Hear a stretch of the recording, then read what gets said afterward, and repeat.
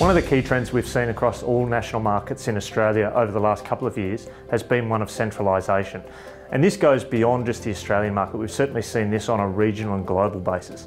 And it's really organisations putting an even greater emphasis on their people and making sure they're located in areas that are really well serviced by amenity and by transport.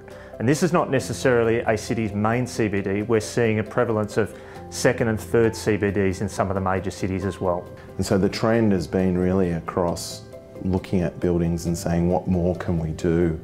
You know, placemaking, marketing, social and digital strategies, moving beyond just the bricks and mortar into really talking about how the customer interacts, trying to win the hearts and minds of the customer.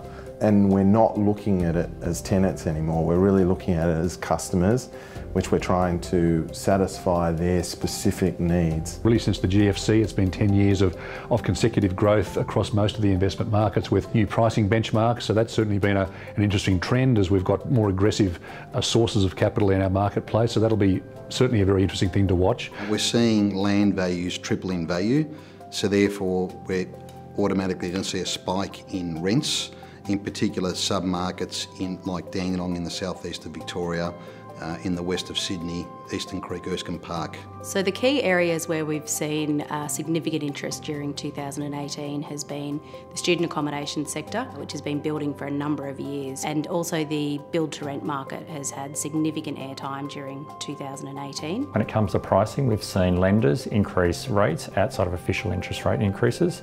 In terms of access, we've had the Royal Commission banking inquiry with the interim results announced in September, which are really focusing on borrowers' ability to pay, and there's been a real contraction in that marketplace.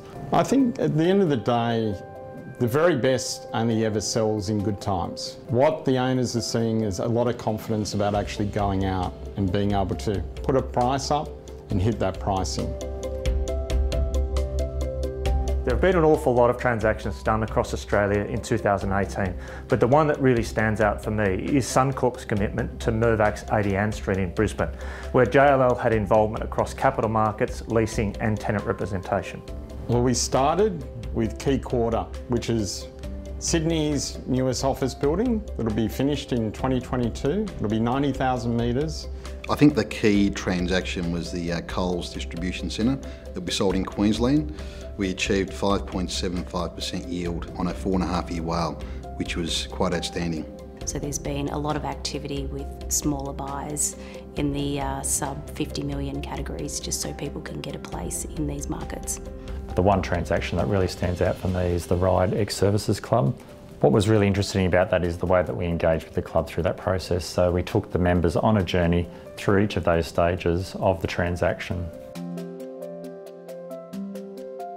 I think all clients should be at the moment looking at the disruptors to their business or where the change is coming. Get educated in the sectors that you're interested in and make sure that your interest in those sectors is known. I think it's a time to be selling some of their secondary assets at prices that they'll probably never replicate. And it's all about working with the new capital sources from all around the world. The global team is a significant point of difference for JLL.